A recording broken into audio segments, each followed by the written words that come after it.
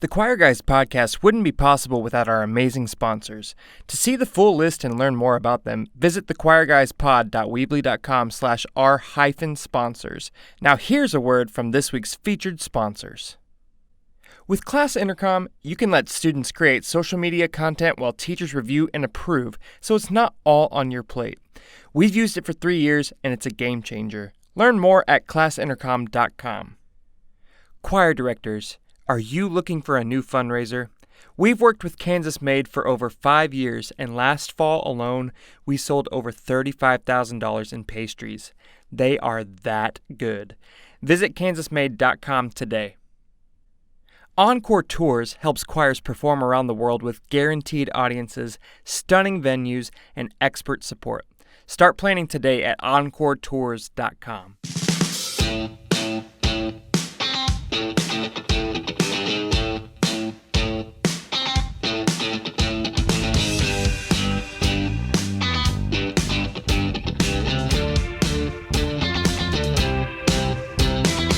Hello and welcome to this episode of the Choir Guys podcast. My name is Blake Richter. And I am Danny Gutierrez. We have an exciting episode in store for you today. We have the opportunity to speak with someone I have known for about 13 years. He was even a groomsman in my wedding, Danny. Oh my gosh, wow. Yes, this guest is truly stellar.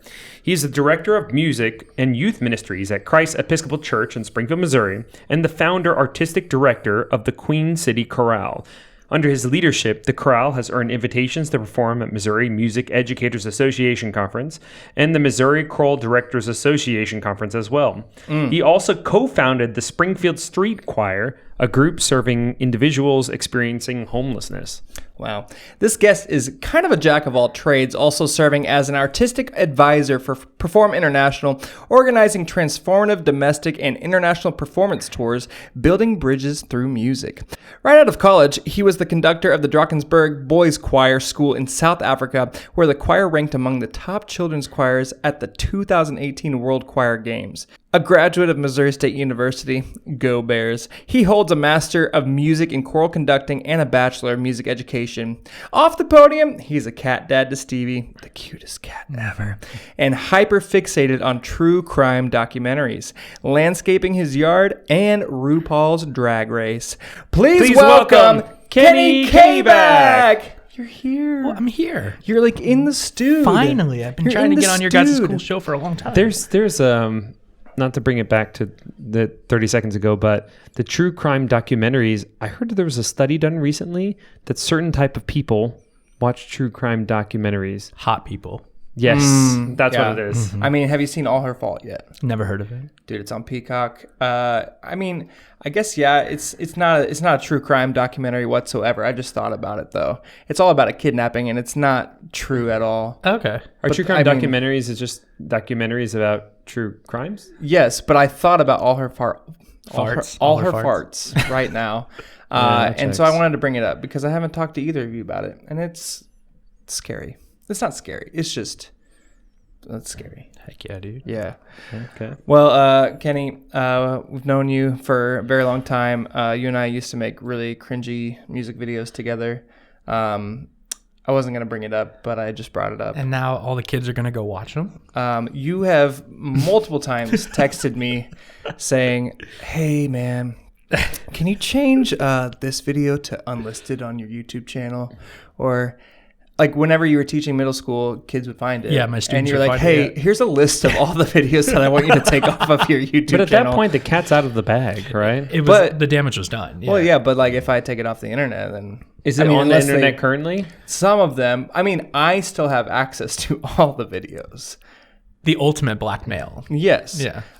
Which, this might be a great week on our Choir Guys social media pages to celebrate the past. Great. I needed to talk to my doctor about blood pressure, so that's good. That's good. Do you have any therapy sessions coming up as well? I can't afford them. I'm sorry. Yeah. I mean, we need a sponsor out there to sponsor our guests' therapy sessions if that's possible. Here. So that would be great.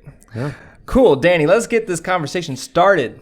So tell us how you arrived where you are today. I know the journey began in St. Louis, right? So what is your musical journey that's made you who you are today? it was the only thing I was ever good at. When I was a kid, I tried sports and science and math and cooking and making my bed, and I sucked at all of those things. But music was one of the only things that I was pretty good at. Do you still not make your bed though? I've gotten better. Oh, I've watched good. some Does tutorials. Stevie help? Stevie makes it worse because you know how cats, when they see you making their bed, the bed, they want to get under the blanket. Absolutely. And I'm like, well, now we're playing. Now we're going to play. Yeah. And then Do you make your bed every morning? Oh, Nope. do you? I try to. Or does Caitlin do it? No, it's me. Okay. Wow. Sure. Unless I ask her to do it. Yeah. Sorry, I gotta cut that out probably, or else my marriage is over. Continue with your life. I've been doing music since I was a kid, and my family was very musical. I remember my dad and my mom both taught me how to work my way around the keyboard, and then I was in bands when I was a kiddo, and that taught me how to read music on the staff and what all the notation meant. What did you play in band? Take a guess. I feel like we talked about this. Look at these lips. Trumpet? Yeah, We've talked about this. Yeah. It's just been a long time since We we weren't talked talking about a rock band. We were talking No. about a Well, he's band proper. been in many rock bands, like the Rock of Ages band. Rib. I played Rock Band. Remember that game? Yeah. Remember that That's a game? good one. And That's I a was good one. playing bass on that one. I loved those days. And I had a high school teacher, a high school choir director. His name was Tim Arnold. And Tim really affirmed my love for singing and encouraged me to keep on. And so he was a big catalyst for me pursuing music education post-grad, and I went to Missouri State only really because they had a good choral program and it attracted me at the time. And at the time, Dr. Guy Webb was the director of choral studies, and he was a real inspiration to me and to so many other people here in Missouri. And that's kind of where it all started and how it led me here to Springfield. Nice. So after Springfield, Missouri State happens. What have you done since? You've done lots of things. We've stayed pretty busy. I noticed how I said we've because there's just a lot of people in my head here. Did my degree in music education and got to learn from some of the best teachers in our area. We're just really lucky here in the Ozarks to just have rock star educators K through 12, and so I was just really inspired by them. You two being two examples of that. And then after I graduated, I kind of landed myself in a weird position that I'm really grateful for. And I ended up moving to South Africa, and I took a job working, like you said earlier, for the Drakensberg Boys Choir, and was conducting them along another gentleman, and just had the time of my life. And ultimately in that period decided that I had a lot more to learn, and I was eager to come back to Missouri State and study with Dr. Cameron LeBar, who had taken over since then, and learn some more skills, and the rest is history. Sweet. Awesome. So speaking of South Africa, Kenny, can you tell us more about your time in South Africa with the Drakensberg Boys Choir?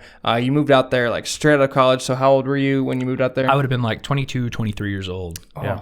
So that had to be like absolutely nerve-wracking and incredible at the same time. So talk to us about that experience. That was really the coolest experience of my life, probably even thus far, and probably will continue to be the coolest job I've ever had. I was a senior in college, and the choir was going on an international tour to South Africa, which was a really unique surprise and shock to me when we found out, because never in my life did I ever dream of going to Africa. And admittedly, I really didn't know much about South Africa at all, other than maybe the tropes with the Lion King and things like that. I didn't know how rich the choral scene was, and the culture and the ecodiversity. And it was just really fascinating to get to travel there as a 22, 23-year-old. And one of the concerts that the Missouri State Chorale did while we were there was at a school, a boarding school called the Drakensberg Boys Choir School. And it was right in the heart of this region on the east side of the country called the Drakensberg Mountains. And I mean, literally every day just looked like a new postcard. It was just stunning. And so we were watching the concert, and the boys did these two sets. The first set was this kind of classical one where they did, 5, 6, 7 songs completely from memory. I mean, really high caliber rep that I don't see kids really knowing about. The only exception to that was when I saw Danny, when he was at Reed, you guys did that Rachmaninoff, that Bogorodice. Yeah, against my better judgment. No, it was so good. It was so good. And that was actually... It was insane. It was insane. You did the Ceremony of Carols, and I remember when I saw Ceremony of Carols is more appropriate than the Rachmaninoff. Like, if you're out there and you're a middle school director, don't touch that stuff. But like they did a respectable job for middle schoolers. And what year was that? Like, kind of when around your career was that? It would have been like 2000. Well, I actually did that every year. Yeah. So quite a few years in there, but I don't know, my late 20s, I guess, is when I started doing that nonsense. Yeah, nonsense. Well, I mean, stuff like that really showed me that, like, hey, kids can kind of do anything, and we shouldn't discount them just because of their age or where they're at in their experience. And so getting to watch these boys do this amazing classical set, and then there was an intermission, and then they came back and they did this folklore set, this indigenous set where they were in these traditional costumes and gumboots and all choreographed and lights and staging, and it was just really impressive. And I was floored. And so after the concert, I went up to the conductor, whose name was Bernard, and I asked him if he would be open to taking me on as an intern. I said, hey, I'm going to be graduating at the end of this year with my bachelor's, and just really loved this experience and would love to learn more. Would you be open to taking me on? And his response was, when can you start? And that really took my breath away. And so... Wait, did he know you at all as a musician? Nope. So he's just like, hey, when can you start? Yep. That's kind of crazy. Wait, hold on. This is just proof that you should shoot your shot. Like, when you were there, this was a proper job as well? It would have been a proper job, yeah. So you just hired you on the spot, like not knowing anything that you do because you had, I guess, you're trying to kind of charming though, so you have that going for you. I'm assuming that's what worked. And remember, I had that fluffy hair going on. Blake, you know about that. The fluffy hair. And maybe that had something to do with it. I don't know. But for the next couple months into my student teaching, I just worked to get all my documents in order. And within that time, though, the second conductor position came open. And so I reached back out to Bernard and I said, hey, I'm looking forward to the internship, but the second conductor position would be really neat. And we just made it happen. And I ended up moving there. At this point, did he know anything about you musically? At this point, he knew a little bit more about me. I had sent in the documents and he had seen some videos, and we had talked a little bit more. And Did he see our videos? Is that what sold him? Yeah. Our contemporary a cappella videos. Our Should Have Been Us video. Tori Kelly. Yeah.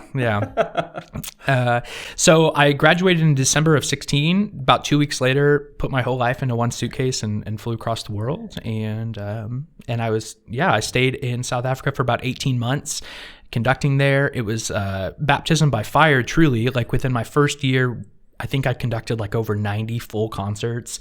We did a 3-week tour of Japan. I was going to say, you had to like plan a tour to Japan. Yeah. You conducted 90 concerts? 23-year-old? Yeah, it was like over 90 full concerts because we would do a full like hour and a half program that was usually very different every single Wednesday for audiences from all around the world. And so, I mean, it was just so much. It was so much conducting. I was completely immersed, and it was a boarding school for choirs. So we would have choir rehearsal Monday through Saturday, and we were teaching lessons and teaching music theory. And you're like a parent to these boys too. Yeah, like we would take rotations of like who was going to make sure they brushed their teeth. The staff would, and we would do detention, and we were doing everything. We were taking care of these kids for sure. Yeah, it was amazing. That's incredible, and that just I feel like set you up for so much success, and like that shows why you've been super successful at what you're doing now. Now, the people that are involved in the program, let's say like the top choir, right? Which is what there. Is it just one choir, or do they have it's one choir, but then they have like a new boy choir that they test into the main choir. Oh, to the main choir. Okay, So then, how many students are in the main choir? It grows throughout the year. I mean, I would say at the beginning of the year, we'll probably start with 50 to 60 boys with the hope of bringing in the new boy cohort, which was usually 20 to 30, having them all tested into the choir by the end of that year. Now, what is the music aptitude of these students that are in that choir? I'm assuming very high. Very high. I mean, the idea is that every single song that they ever perform is from memory. And I mean, we did masterworks. We were doing Carmina Burana, we were doing Vivaldi Gloria, Chichester Psalms, and they would learn all of this on top of their choreography and X, Y, and Z all from memory, and they had to test to prove that they had their parts memorized. And if they didn't have it memorized, then they would fail the test and they wouldn't get their concert status. And so it was a really rigorous testing procedure, really. In addition to all that, they're like doing normal schoolwork and stuff too. And like growing boys, they're playing sports and they're eating a bunch of food and they're smelly and they like girls and all that stuff. Sweet. If you're a teacher, admin, or activities director managing school social media, stop doing it all yourself. We've used Class Intercom for 3 years now, and it has completely changed the way we run our accounts. Here's how it works. You can empower many content creators, even students, while moderators review and approve content before anything goes live. It's secure, it's simple, and it helps teach students real-world skills in digital communication. And the best part? It connects to all of your school's accounts, Facebook, Twitter, Instagram, Threads, and Nextdoor into one dashboard. Less chaos, more content, and way less work on your plate. Check out classintercom.com and give your school's social media the upgrade it deserves. Do your students dread sight singing? Do you dread teaching it? Then it's time to try the S-Cube Sight Singing Program for beginners. Created by middle school teacher Dale Duncan, S-Cubed is part method and part philosophy. 3/4 learning and 1/4 fun equals success. It's just about 5 to 10 minutes a day, 3 to 5 times a week, and your kids will want to do it. I speak from experience. Every lesson builds confidence, trains both the ear and the eye, and gets students sight reading faster than ever, without skipping essential steps. With built-in games, competition, and classroom-tested strategies, S-Cube turns the most dreaded part of choir into the most rewarding. Find out why many teachers are saying, this program changed everything. Check it out now on Teachers Pay Teachers. Just search S-Cubed Sight Singing. Encore Tours is your partner for international performance travel. Whether you lead a school, church, or community choir, they help you design custom tours that hit all the right notes. You'll get dynamic venues, guaranteed audiences, and full support every step of the way. From the first planning call to your final performance overseas, Encore takes care of the logistics so you can focus on the music. Visit EncoreTours.com to start planning your custom tour today. So you founded the Queen City Chorale, professional ensemble here in Springfield. Can you tell us where this idea came from, and also give some guidance? If someone wanted to start an ensemble, what would that process look like for them? So interestingly, last month, I had a great phone call with Maria Ellis, and we were talking about this. We were talking about building community through community singing, and I asked her the same question, Danny. What advice would you have for people who are considering starting their own program? And her answer was really simple. She said, "It's boots on the ground, and it is not for the weak. If you want to start a community chorus of any age or any experience or any caliber, professional or not, you have to be willing to get your hands dirty and figure out, how do I raise money? How do I recruit? How do I market? How do I book a bus or a hotel?" You've really got to have all those skills kind of in your pocket, or at least know somebody that can help you. And that was just a really interesting answer. And it confirmed a lot of the work that we're doing with Queen City. Back to your question, though, Queen City is really a product of the pandemic. In 2021, I was teaching, and I loved my students very much at the middle school, but I just was really craving creating a deeper sense of choral music that kind of just tickled my fancy a little bit more. And so I called up some friends from college, and I was like, guys, let's just get together and, do some CPDL music, and we'll pay a Parker Payne or some accompanist to come and help us out. And Blake actually helped us record that first project. So we called ourselves the Springfield Weekend Choir. And the reason why was because we were rehearsing on Friday night, we rehearsed on Saturday, and then we put up the performance on Sunday. And Blake showed up to record those very first videos in February of 2021. And it was just us in the church. I mean, we all had masks on. It was still in the heat of the pandemic. And many of the singers came up to me after that, and they said, that was so awesome. We really needed that. We really want to do this again, but let's do it again for an audience next time. So I said, okay. August of 2021, we do another concert for a small audience. It's like 20, 25 minutes long. It's a very short pop-up concert.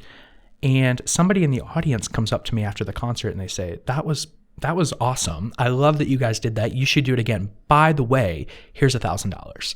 And handed me a check for $1,000, which I grew up poor, right? I don't know what $1,000 looks like. And so I took that $1,000 and I hired a string quartet and an accompanist for a Christmas concert in 21. Wait, did they just give it to you as like a tip or something? Or were they like, do more of this? Or what was what was the contingency on the $1,000? I think it was an encouragement, gift to say this is, because it wasn't for me. It was an idea of, you should do this again. Yeah, we need to keep this going, and I want to get you started on this. So in December of 2021, we used that $1,000 to hire a string quartet and a pianist, and we presented a full Christmas program called Magnificat, and packed out an entire church with a real full audience and a full choir. And that was kind of when I started to realize, like, this could become something. There's clearly an appetite for it because people are giving up a Sunday evening in December to come and celebrate choral singing. So, I'm having fun. The singers are having fun. The audience seems to like it. Let's rock and roll. So I got a group of trusted friends together and I was like, guys, I need your help really getting this off the ground. There's an appetite for it. And let's come up with a name. Let's figure out a structure to make this worthwhile. Many of the singers who sing with us now wanted to keep going, but didn't have the time to rehearse every single week. And so we realized that this project model, this weekend kind of pop-up model, seemed to be what worked for us. So a group of friends and I got around a coffee table and spat out some names, and one person said Queen City Chorale, and that was it. We just, that felt very natural. And so Springfield is the Queen City. Yeah, Queen City is, thank you. Yeah, Queen City is a nickname for Springfield, Missouri. And we're in our fourth year right now, our fourth season, but our fifth year as an organization. And this has been, every year has been getting stronger and stronger and stronger and building so much momentum. And we're just really grateful to be doing what we're doing. I feel like we've talked about this a lot. Your journey was not what you expected it to be necessarily at all. Like, you didn't expect to move to South Africa right after you graduated. Yeah. Then you didn't necessarily plan on getting your master's right after that. And then you became a middle school choir director. And then you thought that was what you were going to do. And you thought you were going to teach for forever. And then it happened for a year, and now you're doing this. Yeah. And you're truly making a huge impact on our area and beyond by performing at our state conferences and everything. So, thanks, and also people in the choir, some of them are from Kansas City and some of them are from St. Louis. They'll come in for that weekend. And obviously if people are willing to drive 3 hours to be in a choir for an entire weekend, obviously you're doing something right. Thanks, man. And they want to be around you too, which is awesome. Yeah. Over 30% of our master roster travels to Springfield to participate from Kansas City, St. Louis. We have singers from Arkansas that come in for this. For our concert coming up on Sunday, we have singers who have been driving in every week from St. Louis and from Rolla to get on board with us. So it's extremely humbling. That's awesome. Kenny, it's the holiday season. It's December 16th. Fa la la. Wow. And one of the reasons I wanted to have you specifically on the podcast during this time is to talk about the ways that you invest in our community in a meaningful way. I think we can all agree that this is something that we can do more of, even though we're busy choir directors and everything. We need to be involved in our community, and we can also kind of double dip by getting involved with our students and what we're already doing. Can you talk about starting, not only did you start the Queen City Chorale, but you co-founded the Springfield Street Choir. So talk about that, and then also talk about some of the ways that you serve in your church community and simple ways that we can all take steps to be active in serving the community, serving others around us regularly, and during the holiday season. Well, I imagine that the folks that are listening to this podcast right now are living a life of service above self through choral singing and through creating art. I think to be a successful choral educator, to be a successful educator in general, I think our heart is for outreach. Our heart's for our kids innately. So I can't say anything that I think is going to be proprietary to this listener necessarily, but I can say that what gets me up in the morning is that light bulb moment that you see with your students when something finally clicks, whether it's something kind of nerdy but important, resonance, or where they sit in the chord. Are they the third of the chord? How do they balance that cadence? Things that are important to us, or good diction. But all of that is important because what it really does is it communicates a story. And I really have a lot of appreciation for our colleagues who are orchestral and band players, but I think as choral musicians, the onus is double on us to make sure that we are communicating effectively, because we have text also to deliver. We're thinking about tempi, we're thinking about dynamics, we're thinking about balance, all of that stuff, watching the conductor, but we also have to be cognizant of telling a story and being true to the poet. And so I think that is service to people. With the street choir, that one, kind of to your point earlier, was not linear for me. I did not see that coming in my bingo card, but that was probably one of the most meaningful things I've ever done, because some of the feedback we got from our singers. So the street choir, I'll just share a little bit about that, was in 2019 and 2020 when my colleague Katie Cringey and I put that together. And that was really serving adults living in Springfield who were experiencing homelessness, chronic homelessness. And we would get together once a week for an hour, and we would just sing songs that resonated themes of joy and tenacity and moving ahead. And this idea was borrowed from Jonathan Pallant, who leads the Dallas Street Choir, and he presented a session at an ACDA, and it changed my life. I mean, it really did change my life. My mom had just passed away, and one of the things that I was experiencing through this new grief was my mom lived this life where she was always advocating for the underdogs, almost to a fault of her own. And so that really inspired me. And I thought that's a way that I can honor my mom's life and legacy, is to use the skills that I know I have, which I mentioned earlier is not in sports and it's not in science and all that stuff, but it was in music and community building and being a bridge builder through the arts and trying to uplift these folks in the street choir. And I'll never forget that one of the things that one of the singers said was, I go every day with no schedule. I don't have an appointment that I need to put on my calendar. I don't have a phone call I need to attend to. But the one thing that is on my calendar is, Wednesday at 4:00, I have street choir. And knowing that we were something that these singers could look forward to, there's no way that you could miss a rehearsal. I would never want to miss one of those rehearsals because I knew how much it meant. And even on my hardest days, it was still nothing in comparison to what these singers were going to go through and still choose to show up. That's awesome. And there is like a documentary that was made about the Springfield Street Choir, right? That came out, I don't know, it was around 2021-ish or so. Yeah. Is that still available for people to watch, or like, is that still available for purchase or anything like that? Or do you know? I have no clue. Well, maybe Google Springfield Street Choir. See what you find. See what you find, because it's great. It's fantastic. I know one of our theater teachers at our high school, her husband now, Ben Daniels, he actually helped film that, and it's awesome. Was that right after, was that like the first MCDA conference after COVID? Yeah, I think. I remember that because I remember like it was a weird conference because I'm like, oh shoot, all these people. How do I interact with these people?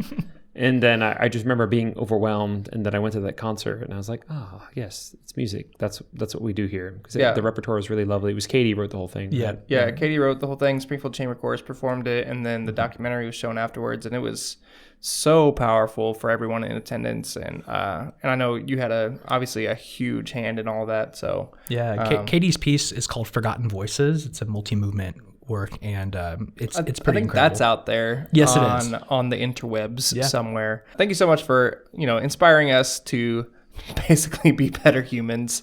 Every time I see all the things that you're doing, I'm like, gosh, I need to do more with my life. I'm such a lazy butt.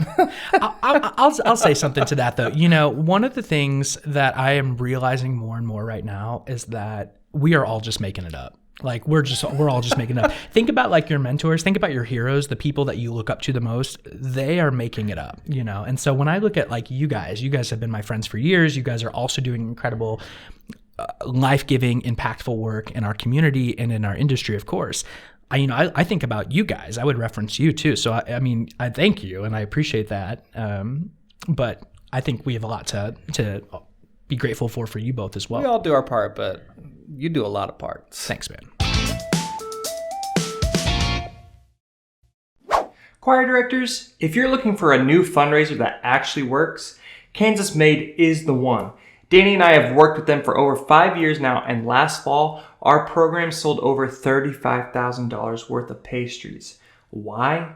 Well, because the product is delicious, the process is easy, and the company is amazing to work with. Students are excited to sell, families love to buy, and everything arrives in a timely manner. It's a stress-free, high-return fundraiser that we genuinely enjoy doing every year. So if you're ready for a fundraiser that feels like a win on all fronts, visit kansasmaid.com. If you're still printing sight reading examples or spending hours creating them yourself, stop. Sight Reading Factory lets you instantly generate unlimited sight reading exercises for your choir at any level, in any key, with your choice of rhythms, intervals, and even solfege. But here's the kicker. Sight Reading Factory now includes auto assessment and gradebook integration, so students can complete assignments independently, get real-time feedback, and you get grades without lifting a finger. Plus, you can send individual parts or even full octavos straight to your singer's devices with live practice. You can get all of this for as low as $3 per student.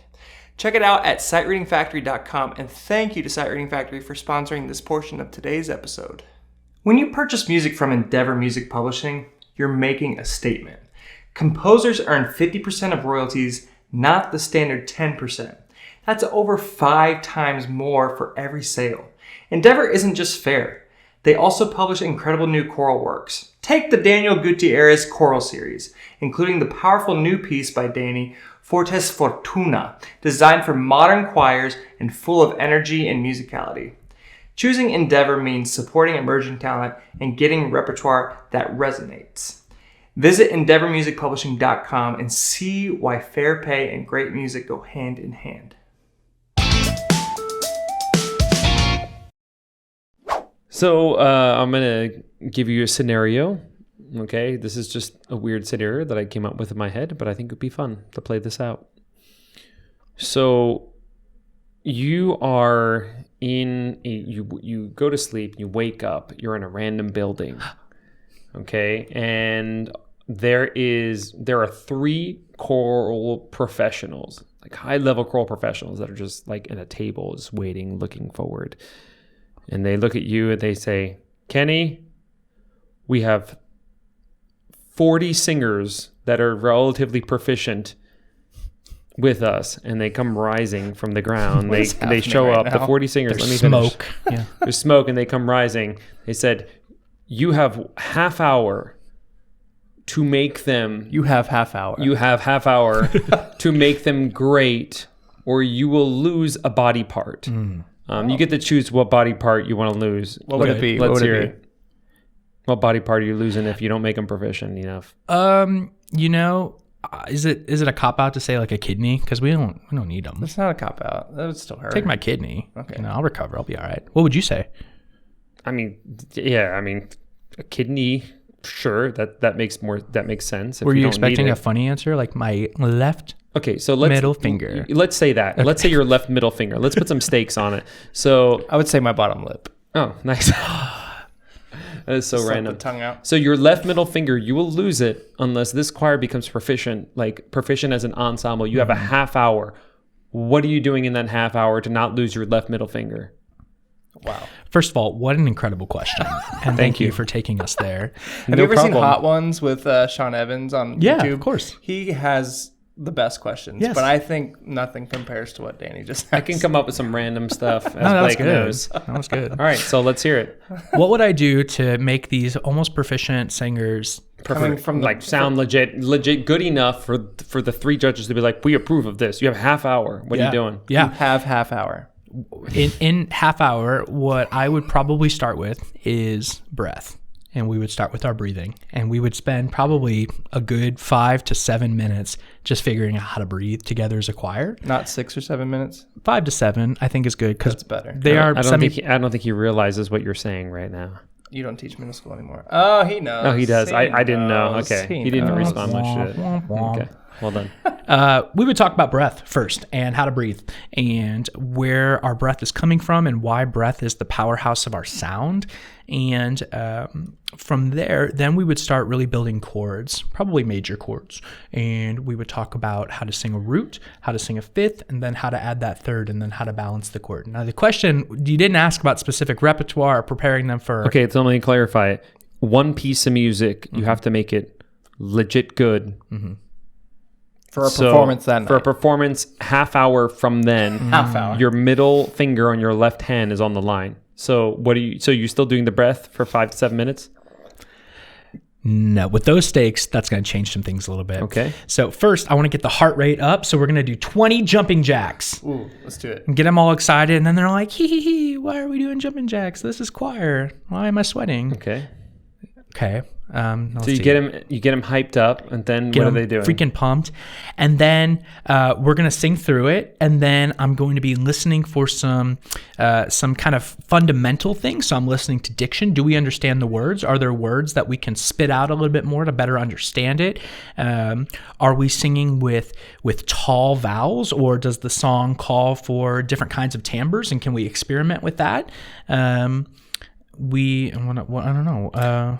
So if it was longer, you'd be working on breath. So that's a core fundamental. And then you're saying if you had to work on things, diction, and then you would work on vowel colors to make the sound pleasant, I'm assuming. Yeah, and then the bow on top of that, because I think I'm probably going to be running out of time by this point. Good point. The bow on top of that, I think, would be to solidify a love for what they're doing. And I want them to go into this performance in, 10 more minutes or whatever, feeling not only really pumped up and maybe we improved or solidified one or two fundamental things, but I want them to go into this concert being like, I love singing. I love singing. I love choir so much. And we could maybe do that through talking about our feelings, which I think is super important. And I really do. The way you said it, though, was like... Why? You're just like talking about our feelings. I think Yeah. it's so important. It is really important to talk about feelings. We have used Kenny as a clinician for our choirs so many times. And, we don't really, this situation hasn't exactly happened. With the left finger, the left middle smoke. finger. Oh, did I get to keep it? Yeah. What did they say? Well, most of the time. Well, how did the performance end up? Well, okay, pause, but your right index finger, did you do a bad job one time? That's cruel. That's cruel. Okay. Because it looks funny. Oh. Yeah. What happened? You got caught in a car one time? I fought a shark. Okay, sorry. Listeners out there on the Spotify's and the Apple Podcasts, you can't see his right index finger. But if you ever meet Kenny on the street, have him pointed out to you. His battle wound. Yeah. But we've had him as a clinician multiple times, and he always comes out and just works wonders with our kids. He understands kids because you work with kids at your church job all the time. And understands middle schoolers, high schoolers, and also I've had you work with my elementary kids before, I believe. Yeah. And he's great with all kids and just gets them, and he knows how to communicate to them in a non-highfalutin way. And I know whenever you were our judge at contest, I don't know, 2 or 3 years ago, you just told them to play Chubby Bunny. And it completely changed the way that they sounded, and it made them sound so much more mature by playing a very immature game. And so, we have stolen that from you, and we do it all the time now with some of our choirs. Cool. And so Blake, I played Chubby Bunny last night with the chorus from I don't Messiah. understand what Chubby Bunny is as it pertains to singing. Okay, please tell go me. for it. So Kenny. imagine that you have those jumbo marshmallows, not like any regular marshmallows, the jumbo ones, that you would put in the microwave and tick your parents off because you'd put, it would blow up in the microwave. Yes. You have a couple of those marshmallows, and I think the point of the game is to shove as many marshmallows in your mouth as you can. All the kids are doing it or something like that, putting these big marshmallows in, and then trying to say Chubby Bunny or maybe Fluffy Bunny or something. Sorry. No, yeah, work through it, yeah. You're not watching Danny just pretended like he was doing it. And so I was just trying way. to feel what that would feel like, and again, loosens up things, keep things nice and open and free, right? Exactly. Like off tension. So last night, I do this with the adults too. I told them to take these jumbo marshmallows and place them behind their molars and to sing through that space, especially for sopranos and tenors who are trying to access high register notes. That's really, really really helpful. It gets the tongue out of the way. It gives them a lot of resonant space. I like that imagery. It's cool. Yeah, and then you can actually bring them in and just have a nice snack. We need to do that. Now, I haven't achieved that. I haven't done it either. Yeah. I do know of someone in our area that decided to bring in raw eggs. And this is his first day of teaching. Wants to create space with his singers, and so he has them put the raw eggs in their mouth, and to create that resonant space, he puts them vertically in their mouth, and like you can't close down because if you do, it's a raw egg in your mouth, and that's just disgusting. And so, he's having them create that space, and then just like every once in a while, yolk start dripping out of the corner of some kids' mouths, and then one kid just barfs because it's so disgusting, and then everybody's just up chucking everywhere. Yolk is everywhere. Yolk is easy. Yeah. Not so I think that was something that he laughs about now, and I laugh about it now too. Yeah, and also I want to point out that was a sort of a biblical reference that Kenny made, but more so was a Messiah reference because they're performing Messiah next week, right? Yeah, on Sunday. This Sunday. That's right. Super cool. And I'm glad you reminded me because I'm recording it, so it is in my calendar. I'm glad you're going to be there. So what I'm getting from your process is it seems like the first thing you want to do is establish some sort of fundamental tone based on the breathing comment, based on the tall vowels, based even on the chubby bunnies. You're trying to find solutions to get them to sing in the manner you want them to sing. And then the next step, the next thing you mentioned was diction, making sure that the communicative part is there because that's an important part. And then finally, it's the investment, being emotionally invested in the music because that inevitably influences the other stuff, right? It's the investment and then the reaffirmation of purpose. Beautiful. Well, thank you so much for sharing all these things. Again, hire Kenny as a clinician if you're in the Springfield area. Even if you're not in the Springfield area, hire him as a clinician everywhere. South Africa, he's been. He can go again. He goes all over the world with Perform International. So, maybe if you pay him, he'll go anywhere. Or if you just feed me well. Food is great. Feed him well. That's very true. We've hit the streets of Paris together. We've hit the streets of Scotland and England together, New York City, all the places. So he'll go anywhere. He'll go all the places. So thank you again for sharing all these things with our listeners, and we just appreciate you coming onto the podcast because you're just one of the finest human beings I've ever met, and I'm glad we met in college. I'm glad you were. I met Kenny in college too. Whenever he was in college. Yeah, he was in his undergrad, and I was doing my graduate work. Yeah. And you're just a lovely dude, and I appreciate you, and you're a rock star. Thanks, man. Love you guys. Thanks so much for having me on. Yeah. Well, that wraps up this week's episode of the Choir Guys podcast. Don't forget to subscribe on YouTube to the Choir Guys channel so you can know when new episodes are coming out. Listen and subscribe wherever you get your podcasts. We could not be more thankful for our incredible sponsors. Please make sure to visit their websites and check them in the description box below. If you're interested in partnering with the Choir Guys, please email us at thechoirguyspod@gmail.com. You can follow the show on all social media at the Choir Guys Pod to catch bonus content throughout the week. Wouldn't you want to see Kenny's face more times this week? Feel free to message us through these platforms if you want to hear us talk about something specific on the show. Thanks again to our guest, Kenny Kabak, for joining us on the podcast today. Thank you for inspiring our listeners to focus more on the community around them through the choral arts. We will be taking a 3-week break for the holidays, but we are coming back with a bang on January 6th with Julie U. Oppenheim from Oklahoma City University. If you know her at all, you know she's a firecracker of a human being and a great way to start off our episodes in 2026.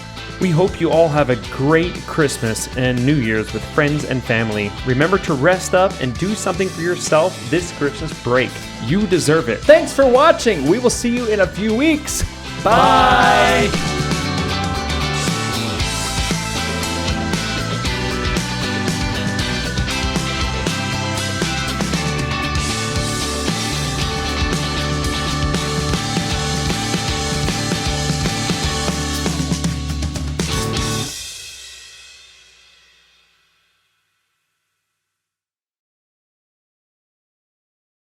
Need better sight readers? Sight Reading Factory has you covered. With infinite customizable exercises and auto-graded assignments, your choir will level up fast. Visit sightreadingfactory.com and start simplifying your rehearsals today. At Endeavor Music Publishing, composers receive 50% of sales royalties, far above the typical 10% industry rate. Support the music and the creators. Learn more at EndeavorMusicPublishing.com. Do your students groan when it's time for sight singing? With the S-Cube Sight Singing program, they won't. It's 5 to 10 minutes a day, 3 to 5 times a week, and it actually works because it's part method and part mindset. 3/4 of learning and 1/4 of fun equals success. That's the S-Cubed way. Try it today and make sight singing the best part of your rehearsal.